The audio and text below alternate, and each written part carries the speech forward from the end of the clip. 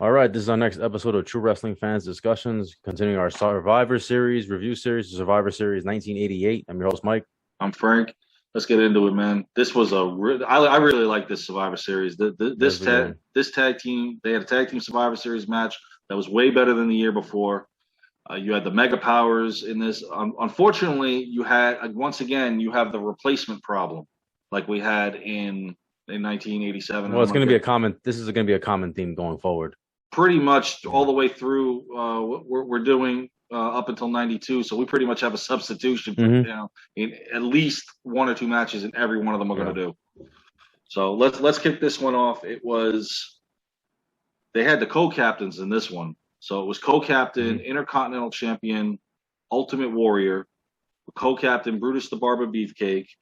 You had also the Blue Blazer on his team, Owen Hart, Sam Houston, and it was supposed to be the Rock Don Morocco on his team, but he was replaced by Jumping Jim Brunzell. And I want to get into this just for 1 second. He had left the company in October '88. He admitted in an interview that his body was failing him and how he was pushing 40. And he claimed, and because we just did the steroid trials here, he claimed that the steroid use had compromised his mobility in the ring. And so besides that, he was unhappy that he was a fan favorite. Morocco met with Vince, and the two agreed to part ways. But he pretty much told him, "Look, the steroid use is kind of hurting me here. I love that, but and he didn't like being a fan favorite, which I got to agree, he was a better heel than he was a fan favorite. Yeah. So Morocco's career is now over. He was replaced by Jumping Jim Brunzell because the Killer Bees had just been they had just broken up. So they faced co-captain Honky Tonk Man, along with co-captain Outlaw Ron Bass. Why you give him a role, I have no idea. Along with Dangerous Danny Davis. But no, they gave him the role because he was feuding. He was feuding with Barber, right? Yeah. Beefcake. So Beefcake was the other captain, and so Honky was feuding with Warrior. So that made sense to why they would be the co-captains. And then you had a guy that I don't even know why anybody puts this dude on their team, Bad News Brown, because you know what the outcome of that's going to be. I don't think he's ever been pinned in a Survivor Series. I think he's every one of them who's been counted out. And then you had Greg the Hammer Valentine. So you had the Dream Team going at it. And what's funny is Ventura didn't catch this until halfway through the match, where he said, "We've got former tag team partners." Yeah. Meanwhile, I think they started off. If they didn't start it off right away, they got in the ring within a few minutes of it. And I was the first one to say it, and then like 10 minutes into the match, oh yeah, we got the former tag partners. Yeah, I guess it's just because it's a different. It's sort of a new gimmick. Brutus the Barber Beefcake is kind of like not Brutus Beefcake, even though we know it is. Yeah. So I guess they kind of forget, because even sometimes I forget that this guy had a gimmick prior to that. Well, how many times have we said that we've looked at him and go, "Oh yeah, he was a tag team champion"? No, you don't even remember that. I always forget. You don't think the only one. You think that he never won a title? Exactly. When you think, because you always think Brutus the Barber Beefcake. You don't think of when he was just Brutus Beefcake. When he was managed with Jimmy Valiant. So yeah, you don't know that. So anyway, let's kick this off with the eliminations.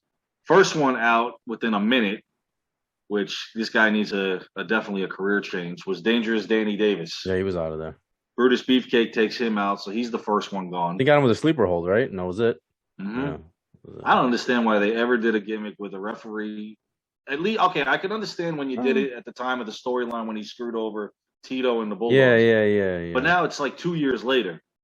You're not. What are you? You're not gonna put the Intercontinental title on the man. I mean, what are you doing here? I don't know. He's a bum. In any event, the next one out 4 minutes later, Jim Brunzell goes out at the hands of Bad News Brown. Then Bad News winds up going out because Hammer accidentally hits him, which this is forever going to happen when you got this man. He always thinks everybody's out to get him. But we'll come back around to him later because he cuts actually a cool promo stating that he is the #1 contender. And at this point, he is undefeated. Yeah, I mean, technically, yeah.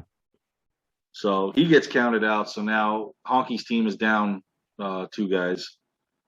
The next to get eliminated 3 minutes later, you got Sam Houston goes out by pinfall thanks to Outlaw Ron Bass. So Jake's little brother is gone. Now the next one, the Blue Blazer had gone out, and what happened here was, if you remember, he whipped Valentine into the rope. When he jumped, he didn't quite get over him when he leaped. So clear him. Yeah. Valentine kind of headbutted him in the groin. It didn't affect him at first. He was able to finish, and he went out by submission with the figure 4 leg lock. Unfortunately, the next day he wakes up and he's got a groin injury that Brett actually called Vince and said that he's got one testicle more swollen than the other. Why didn't Owen just call him and let him know, hey, I was injured? Maybe he was scared to tell Vince, so because he just got there. If I'm not mistaken, I think it was like a partial tear or something. It wasn't a major injury, but it was swollen due to the shot. And so at least he was able to finish the match, but it was only a couple of minutes more that he was in the ring. So. But Owen Hart, Blue Blazer, put on a nice little aerial show while he was in the ring. He did a pretty good job. Always, again, I've said it before, always liked him in the ring. So now the Blazer's gone. So the next is we get a double count out. It's Beefcake and Honky that are they're fighting on the outside. There's no love lost there because Beefcake missed out on SummerSlam '88, so he doesn't get the Intercontinental Championship. So he's still feuding with the Honky Tonk Man. Unfortunately, he's got the dark cloud over him. So now it was down to a 2-on-1 on the Ultimate Warrior, and I like those odds for the Ultimate Warrior.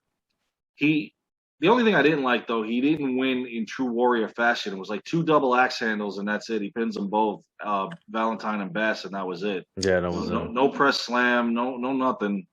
He was over. He was over though. The fans went crazy when he got in the ring, and when he first came out to the ring. He got the biggest pop of the night. He got a huge pop. Besides Savage, and maybe Hogan a little bit, but I think Warrior got the biggest pop. Yeah, always did. He was starting to pick up steam.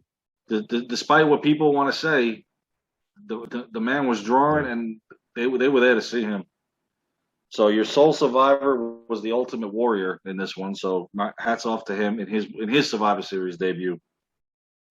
Our next one was the classic tag team, and I wish they never got rid of this. Unfortunately, their tag team division had depleted over the years, so doing this would have been almost impossible. It was captains, the Powers of Pain, along with the Rockers, the British Bulldogs, the Hart Foundation, and the Young Stallions. So you got Brett and Sean teaming up here. Watch out. Yeah. But you watch the Powers of Pain, man. This was such a huge mistake to turn them. We'll get into that later on. They got a huge pop when they came out. Yes, they got a big pop. They were the co-captains. I knew why they were the co-captains, even though they just got there. They were the co-captains because Demolition were the co-captains of the opposite team. Yeah, and they were starting a feud with them at this point. I mean, it really should have been Hart Foundation though with the co-captains, but I understood why they made the decision that they made. I agree with that because the Harts just came off the pay-per-view loss to Demolition, and they were still feuding with them. Right. So why not? But I understood why they. And then with the storyline leading up to what they did in the end. So you got co-captains Demolition along with the Brainbusters, the Bolsheviks, the Rougeaus, and for whatever reason the Conquistadors, who was it was Jose Rivera and Jose Estrada, 2 guys that were known on the house show circuit for WWE for the longest time. And this is right after that incident with the Rougeaus and the Bulldogs. Yes, it was. Right after the backstage fight. Mm-hmm. So it was interesting to see them working together because the Bulldogs leave right after this. Exactly. We covered that in the Dark Side review with Dynamite Kid. Yeah, the whole thing between the two. They were all professionals. They got through it. They behaved themselves in the ring. I didn't see too many cheap shots in this. No. Just mainly it came from the Rockers and the Brainbusters. Yeah. David was huge, man. Oh yeah, he was getting David was huge, man. Yeah, did he? Maybe he saw Zaharian. Yeah, and these guys, 2 of those guys, maybe. Probably. But and the Brainbusters had just gotten there, I think, right? They were feuding with the Rockers. Yes, or they were just starting. Teams, yeah. Yeah. Mm-hmm. The Brainbusters in the 1 year they were there had great feuds with the Hearts, Rockers, and Demolition. They worked with anybody. They brought out the best. They brought out the best in everybody, man. They never had a. You watch Brainbuster matches? Oh yeah, especially the Rockers. They purposely wanted to work with them because I remember it was an interview Arn Anderson gave years ago that he went to Vince and said, "We can make them better. Let us work with them." And sure enough, look what happened. Look the end result. The Rockers became a great tag team with them. And even with them when they fought Demolition in the tag title matches, they were great. Unfortunately, they were only there 1 year. Blanchard for his issues, and then Arn Anderson with the one. Literally, it was a 1 year deal, and out the door we go. Yeah. So unfortunately, it would have been nice for them to stick around. So the first 5 minutes in, we get our first elimination. The Rougeaus are out. Bret Hart eliminates Raymond Rougeau. Thank you, Bret. Can't stand the Rougeaus. Bret got a huge pop too when he got in the ring. Yes, he did. By this point, because it took a while in 1988 for the fans to accept the Hart Foundation, and I really think it has to do with the Saturday Night Main Event with the Savage and Elizabeth thing. I really think the fans gave him a lot of heat for that. And when they left Jimmy Hart, the fans still weren't. Took a little while, yeah. Because even at WrestleMania 4 and SummerSlam, they got an ovation, but it wasn't there. This is where it pretty much started, yeah.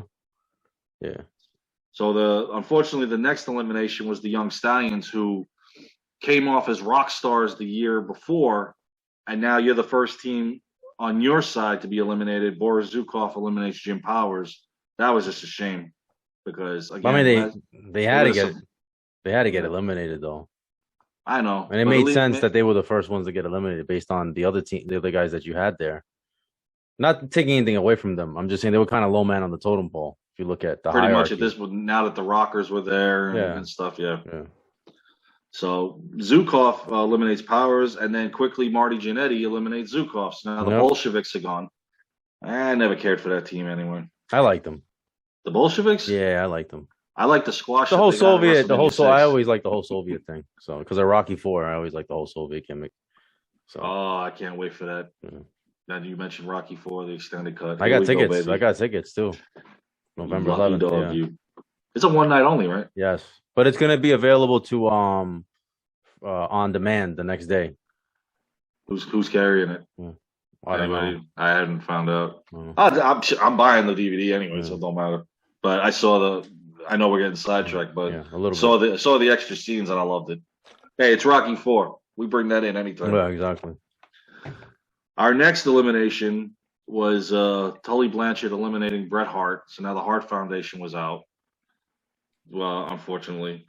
And the next was a double disqualification. Now the Brainbusters and the Rockers have their outside fights, so now they're all eliminated. This is where the match kind of stalled. It did. This is where it starts to drag. This is where it drags. It was it was 10 minutes before the next elimination. It almost feels like nobody knows what to do. Right? Don't you get that impression? Yeah. Yes, because when they were doing moves that they could have easily pinned, they're walking away and making another tag. It's like almost like, oh, we got to kill some time here. Hold on. Like, shit, I forgot the script. What do we do? The match was great, and then it just, like you said, it just kind of stalls. Yeah. Until Dynamite Kid screws up against Smash, and now the British Bulldogs get eliminated.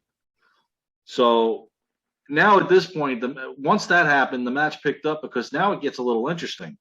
Because now you've got Fuji for no apparent reason up on the apron. I love Ventura's like, Fuji wants to whack somebody with that cane, and he's over there. He's like, "Come on!"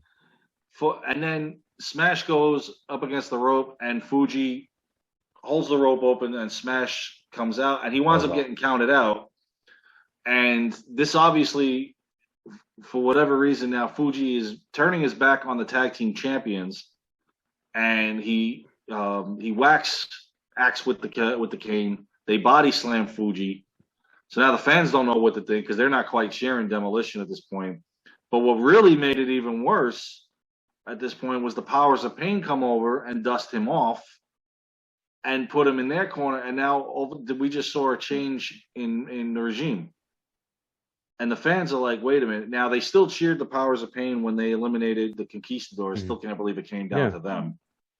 But when they held Fuji up, now the fans are like, wait a minute, what? And then Demolition came back out, and then we got the melee between the four of them. Right. And then they played Demolition's theme, and people were like, yeah. Wait, we're supposed to cheer for Demolition now? Garbage. We spoke about this in our Demolition episode extensively. But we'll just touch on it a little bit. But I thought that was a terrible ending, and I thought it was a terrible double turn. I didn't like it. I didn't like it at all. The only thing worse was... It was the wrong time. The only thing worse was Austin and... well, that wasn't even a double turn. But when they turned Austin at WrestleMania, that was the only thing that to me that was worse than this this switch here, this Which swerve. turned 13 or 17? Mm-hmm. With the Rock, Oh, and 17, Vince okay. McMahon, and yeah, I didn't like that. I lost trash. sleep that night. But the match was good. I just didn't care for the ending. Yeah, the double switch made no sense to me.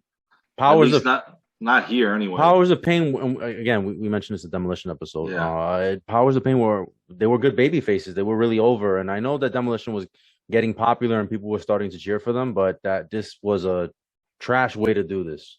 In my opinion. And especially you're a manager of the tag team champions. You just denounce them. You want nothing to do with them, and you don't have a tag team title in your stable. So it's like, what? Yeah, then Fuji cuts that promo, and he's like, I guess they thought they didn't need me or something like that. Now I have the Powers of Pain, and who got buried by Demolition in 1989. This ruined the feud too. Going forward, exactly. Yes. This completely ruins the feud because it was actually a good feud that the fans were invested in, mm-hmm. and then this ruined the feud. And I really like the Powers of Pain, and I like both teams, and I didn't care if they were fan favorite or heels. But when Powers of Pain became heels and they started really looking bad, is when I didn't like that, because like I said, this didn't work. If you would have left it alone and going into WrestleMania 5, I think it would have been a lot better. Right. And we talked about that too. Fuji did not need to be in that match. That killed the match. No. So, in any event, moving on. Our next Survivor Series match it was two replacements in one match, preferably the same person. We'll get to that in a second. It was co-captain Jake the Snake Roberts, along with co-captain Hacksaw Jim Duggan, with Ken Patera. The hell are you still doing there? Hold it on. Tito Santana, who's just waiting for his partner to come back to turn on him, and Scott Casey. Now, the immortal Scott Casey. The jobber Scott Casey, in my opinion. Now, the original person for this match was the Junkyard Dog. Yep. And so what happened was, in his case, he had been sliding down the card for much of the previous year or so, and by mid-October in 88, he was gone from the company. He decided he was out because he went from the top status and he was pretty much declining. He was initially replaced by B. Brian Blair from the other half of the now broken up Killer Bees. Mm-hmm. However, Blair himself would be let go from the company shortly before the Survivor Series of that year, reportedly after refusing to do a job on a TV taping. So his short notice replacement wound up. They went with Scott Casey. They said he was mostly an enhancement talent throughout the company, so that's pretty much why when they announced him, nobody knew who he was. Yeah. So you had pretty much two replacements in one right there. I would actually love to see JYD in this match. He would have brought some entertainment to it. And it's a shame that he went down on the card because, man, even though he wasn't a champion, he was one of the guys that really didn't need a title. He would draw the fans regardless. Yeah. So now they're facing co-captain Andre the Giant, with co-captain Dino Bravo, with Mr. Perfect, ravishing Rick Rude, and a declining Harley Race at this point, because it was really hard to watch him at this point. It was Mr. Perfect Kurt Hennig. Yes. That's back when they were still calling him Mr. Perfect. They were doing both, yeah. Before they dropped Kurt Hennig. Yes. You are right. And this was another good match. Unfortunately, with the exception of 1989, Jake never had successful Survivor Series teams. They always went out quickly and often, leaving him against an entire field over there. And this one was no exception. Well, no, the year before he had a great team. Wasn't he? He was with Macho Man the year before, right? Yeah, but as far as him being a captain, once he's leading the team. I know you're saying that's true. Because once he's leading his team, they're garbage. But if he's on somebody else's team, like Savage, they were successful. He was on Hogan's team the year after, but once he ran his own, goodbye. Unfortunately, this actually took a while before we had an elimination. This went like first 8 minutes before somebody went out, and no shock that the first one that was going out is Ken Patera. Yeah, he's out of there. He leaves. I think he leaves WWF shortly after this. Yeah, I believe this was one of his final. Yeah, because he already had a fallout with Vince prior to this, so he did that, I guess, just to get the paycheck and get out of there. Well, I think they were running out of replacements at this point Yeah. because I don't think they had anybody left. So Rick Rude takes him out. So Patera's the first one out. A minute later, Dino Bravo takes Scott Casey out. So now we're quickly down to a 5-on-3. Yeah, you know what with Rude and Perfect, man, I always felt like they should have been a tag team. You know what? In any video game I ever did, I put the two of them together and I called them Perfectly Rude. Yeah, that would have been a great team. Yeah, exactly. So you know what? You're actually the first person to say that besides me. Yeah, they should have been a tag team. They should have been a tag team because they work good in the ring together. They were. I mean, they had a background too. I guess they're both from Minnesota, right? And they were good friends, and they were two of the greatest heels this business has ever seen. Exactly. So and they had good unfortunately, chemistry. two guys that were uncrowned, and we covered. And they were close friends. I remember, not to get too sidetracked. I remember how upset Perfect was. I remember the WCW Nitro interview that they did on him, and he got upset when they brought it up. Yeah, because they kind of like just put him on the spot. He didn't know that was coming. Yeah. Yeah, they shouldn't have did that to him. Yeah. So now, with a 5-against-3, Jake's team actually makes a comeback. Tito Santana eliminates Harley Race, gave him the flying broken hip or whatever it is he did to him. Harley Race was really unfortunately at the end. He was shot. He was shot at that point. I think he made the appearance at the Rumble the following year. I think that was pretty much it for him at that point. So now we're 4-against-3. Unfortunately, Andre took offense to Tito eliminating him, and Tito got eliminated by Andre. Practically sat on him during this one. I mean, poor Tito, man. Andre went to town on him, and when Andre beats the crap out of you, I mean, Andre's gonna beat the crap out of you. And to make matters even worse, now Hacksaw Jim Duggan gets disqualified in only hacksaw fashion. And which, by the way, quick side note, thoughts and prayers out to Jim Duggan. He recently had surgery, prostate cancer. Last week. I haven't seen any article on how it went. I'm just hoping and praying that it went good for him and they got it all. And again, thoughts and prayers to Duggan. So now you got Jake the Snake Roberts up against a whole bunch of people, and I really thought he should have pulled a honky from the year prior. Just get your steak and get the hell out of there. Just go home, yeah. But he managed to eliminate Ravishing Rick Rude. So an old feud brought back to life here. And it was funny because Ventura mentioned Cheryl Roberts during this. Just like at WrestleMania 4, do you think Cheryl's going to go with the winner? Leave it to Jesse to stir the pot on that one. Unfortunately, after that, Andre gets himself purposely disqualified by taking out Jake to pretty much a lifeless Jake at this point, to where Perfect would Henny could just get in the ring, cover him, and that's the 1, 2, 3. Perfect and Bravo are your survivors here. He's just choked Jake out. Yeah. Just completely choked him out, and he just falls down, and then... I never could believe this feud, that Jake could be successful in any match when they put him against Andre. Even up until WrestleMania 5, I couldn't see this as a legit feud. I just look at the size difference, and you're like, there's no way. I mean, putting Big John Studd in there, WrestleMania 5, I guess, helped change the tide. But, I mean, really, I never understood why they did that feud. Besides the fact that Andre was afraid of snakes. Boy, yeah.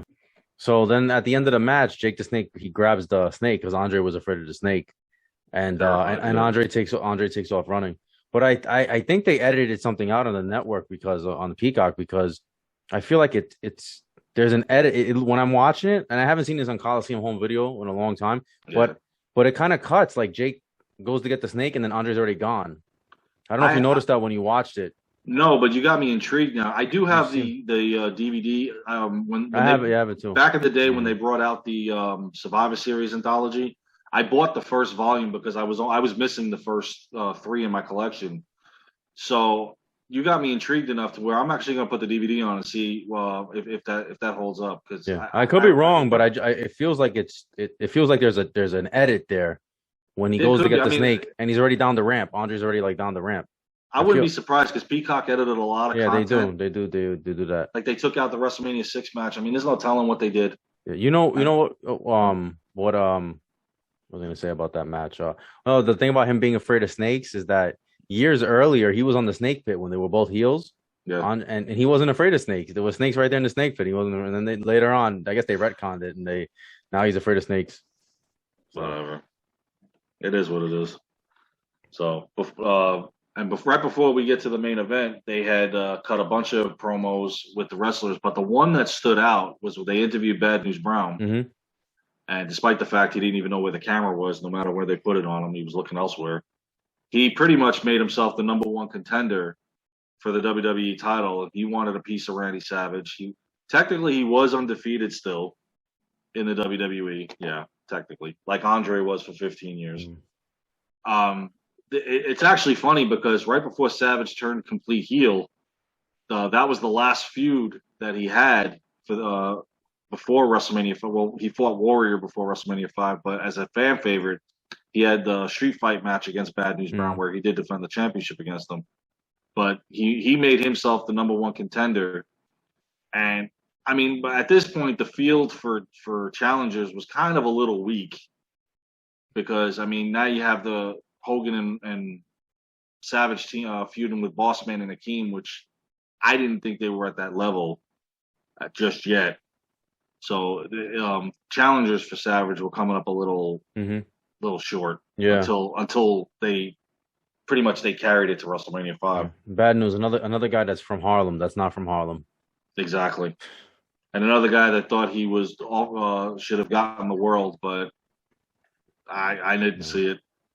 But they in all fairness though, they did promise him a world title run when they signed him, and they never gave it to him. So Vince lied? No. Yeah, no. So in this match now, you had co-captains, the Mega Powers, WWE Champion Randy Savage and Hulk Hogan, along with Hillbilly Jim, who was just fresh off, I believe, returning from his injury because he was out, I think, about a year. They didn't think he was going to come back. And then you had Hercules, fresh fan favorite, no longer a DiBiase slave, and for whatever reason, Coco Beware. Coco Beware. You kind of just threw him in there. Yeah, it didn't make sense to me. Did you notice the promo that they cut? I don't even think Macho Man. Maybe I just missed it, but I don't think Macho Man even said anything. I think it was just Hogan going into business for himself. The promo before the match, yeah, when they're all there.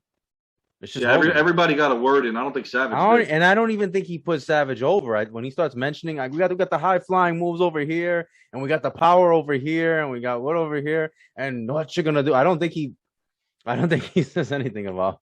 I've always said, and when I get to the end of the match here, I'll say it again. This pay-per-view to me was the start of the breakup because once I get to the ending, I'll explain why. Yeah, I mean, we've covered it before. You can make the argument that it was actually it was SummerSlam when he tapped Elizabeth on the ass, sort of. Remember when Macho Man yeah. But I don't think there was a reaction. I think the reaction actually happens in this match, yeah. Because when he's hugging Elizabeth, yeah, he's looking at him and he's looking around like, okay, number one, how did you win this match? How did we survive? And why are you touching her? And yeah, he had that look, and they weren't even focused on it because he was even pointing and talking to Hogan. Hogan's just ignoring him. In any event, their opponents, co-captains, the Twin Towers, the Big Boss Man, and Akeem. I don't understand that gimmick. You had King Haku, the Red Rooster, who's I won't let you down, Bobby. You might as well just have put Bobby Heenan in this match. The Red Rooster, Jesus Christ. Exactly. One of the worst gimmicks of all time. And the $1 Million Man, Ted DiBiase, which, I think he should have been honestly a co-captain in this, or just a captain of the team. I mean, they just put him in there for the feud with Hercules, but people forget he was still feuding with DiBiase with Randy Savage. Yeah, Macho Man. That wasn't over yet, but they were kind of trying to bury it now and to move on. Yeah, I guess. I mean, I think the only reason why these guys were the Twin Towers is because they were a tag team, so they left them as the captains because they didn't want to have them. And they're feuding with a tag team. Right, yeah. So, well, this actually took a while, but it was like 6 minutes before there was an elimination. And how about when they came out? Hogan came out last. Of course. Macho Man's the champion. Uh-huh. And Macho Man comes out with the team. And Hogan's got to come out by himself. Hogan came out by himself. Does it surprise you? So, no, egomaniac. Really. I mean, come on. I know. I'm just saying, like they did the same thing at SummerSlam. They should have. Yeah, I know, man. Like they should have been together. They didn't come out. They didn't come out together at SummerSlam. Oh. No, it was separate. Hogan always did that. Macho Man came out first though at SummerSlam? He came out second. I think he came out second this time. He did. But which he should have, because he should have. He's the champion. Exactly. But you're coming out with the whole team. But I mean, listen, to be fair, Hogan was the biggest star in the industry, and he did get a huge pop when Hogan came out. He got a huge pop. I just figure I point it out. We're always going to point it out. Yeah. But I still believe, even though he's the hugest guy in your business right now, respect to the champion. Well, Hogan did have a good entrance because at the time he was feuding with Big Boss Man, and Hogan is like pointing at him, and they're holding Hogan back, and then Boss Man's outside the ring, and like he's like making faces or whatever. Yes, his face is getting all shit. It was. Yeah, it was good. It was good. So it worked. It did. And what's funny is after the first elimination was Randy Savage eliminating the Red Rooster, and they acted like they just won the Super Bowl. I mean, like the match was over. They're high five, and even not just them. Well, they took out the Red Rooster. I mean, once you take out the Red Rooster, there's no more threats on the other team. Over. Yeah. And I mean, even the other team did the same thing where Heenan and Slick were high fiving each other, like they actually did the work here. I think they're just trying to show like that it's a real team, it's camaraderie, and like they, support each other when one elimination happens. I guess it was Red Rooster. Yeah. I mean, come on. I mean, and Heenan was pissed. He was like, he should have never been in this match. Yeah. You're right. You should have been in this match. I would have actually enjoyed. I would have enjoyed Bobby Heenan getting dressed up for this one. So unfortunately, the next one, 3 minutes later, Hillbilly Jim goes out at the hands of Akeem. Yeah, he's out of there. Nah, that's a shame. You built him up in his return, and this is what you did to him.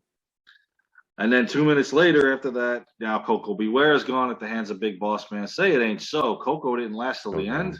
Oh my God! Honestly, I never knew if Coco ever won a match.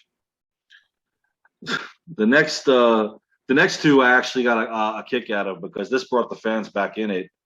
Now Hercules was eliminated at the hands of Ted DiBiase. And while there's a whole thing going on the outside, Savage kind of sneaks in there, pulls on DiBiase's tights, rolls him up against the 1, 2, 3, and that got a huge pop from the crowd because now you got Hogan and Savage are just left together. So her and Hercules have been feuding with DiBiase. DiBiase was trying to like make him a slave or something like that, right? Yeah. But yeah, at that point, because it was 4-on-2, right? For a second, it was 4-on-2 for a second, and then they rolled. And somebody made a comment. I don't know if it was Vince or it was Jesse that said now it's 3-on-2. There's a little closer odds or something to that effect. Yeah, and now by this point they've got Hogan. They've just about got him handcuffed to the rope. They've beaten the hell out of him. The unfortunate part was Boss Man gets counted out while he's doing this, and then Akeem gets disqualified. So now you quickly made a 3-on-2 into a 2-on-1 in the other team's favor. But they think that it's benefiting them because Hogan's handcuffed because you got Slick going, Hogan. Oh, with the key. Yeah. And then all of a sudden he gets knocked out. And it's funny because Elizabeth is going through his pockets and then Victoria's like, she's going after his wallet. Yeah. And he says later on that she pickpocketed him. And the best part is the referees always seem to do this to her. They always yell at her, "Get back in your corner." Meanwhile, Heenan and Slick can do whatever they want. Oh, this was how it was, And like they were bullying her. They give the babyface a hard time, like when the babyface is trying to help or something. Always like that. Elizabeth though. They always it always seemed to me that they gave Elizabeth more of a hard time. The only other time I noticed when they did that to her was at WrestleMania 8 when they wouldn't let her at ringside and she's telling Shane, "Get out of my face." Well, Bossman was going to town with that nightstick, man, and Hogan. Oh yeah, he was. Yeah, and they're trying to build sympathy for Hogan, so it works, As a kid, you feel bad for Hogan. You're like, no, help him. I was more at that point going, help Savage, because Savage is over there looking for the tag. Right, but nobody's there. So Elizabeth's trying to tell him he's handcuffed, and Haku wouldn't even go for the cover. He's still just beating the crap out of him. So now she pickpockets Slick, gets the key. Uncuffs Hogan. Now Hogan's over. Now all of a sudden, here comes Hogan, 3-move Hogan, and now all of a sudden, it's funny because Macho Man tagged him, but Macho Man just like was falling backwards. I think he fell into it. And Hogan kind of just slapped him to where they said it was a tag. He just fell into that. Which earlier in the match, when Macho Man, I think when it's Macho Man when he eliminates DiBiase, I think it's when he eliminates DiBiase. he like slaps Hogan's hand. He shakes his hand, and they don't count that as a tag. Exactly. They did their SummerSlam handshake. Yeah. So whatever. Anyway, doesn't matter. So Hogan gets the victory on Haku. The Mega Powers survive, but Savage is still trying to get up. Go ahead. How about this? Macho Man's half dead. Yes. Doesn't even know where he is, and Hogan's posing. Yes. Instead of helping him, Macho Man's half dead. He's like out of breath. He's like Elizabeth's like tending to him, and Hogan's just doing. He's over there doing his thing. Yeah, he just eliminated the whole team himself. Right. Like Macho wasn't in there for 10 minutes trying to survive. And then all of a sudden, you see Savage wakes up when he goes over and hugs Elizabeth. Right now, Savage has got that crazy look in his eye because Elizabeth went over to. I think Elizabeth goes over to tell Hogan like, "Oh, Macho Man's hurt," and he picks her and he just picks her up. He picks her up. Yeah, Mr. Then Macho Man. That's where I said this is the start of it because he's got that look to Hogan like, "What the hell are you doing?" And he's pointing at him and talking to him. And Hogan's just over there posing. Yeah. But Savage is raising it, they're raising his hand, but he's not happy. Right. But this is, like you said, they're planting the seeds, and this is a great ending because it sets up, what we eventually get in WrestleMania 5. But and the lust in his eyes. Yeah. It was great. It was great. They started doing that they did it now. Yeah. It was a slow build up to April. Yeah. Because then they show all the little incidents later on that led up to it. But overall, it was a great Survivor Series. It was very entertaining. I really liked it. It was better than the year before, but the year before's was just as good. Mm-hmm. No, they were both good. I really loved I like the 5-on-5. I mean, after this they go to the 4-on-4. I just didn't like when eventually they end this, so the tradition, because I love the fact that they did these teams, and then all of a sudden it's just okay, we're not going to do it anymore. Yeah.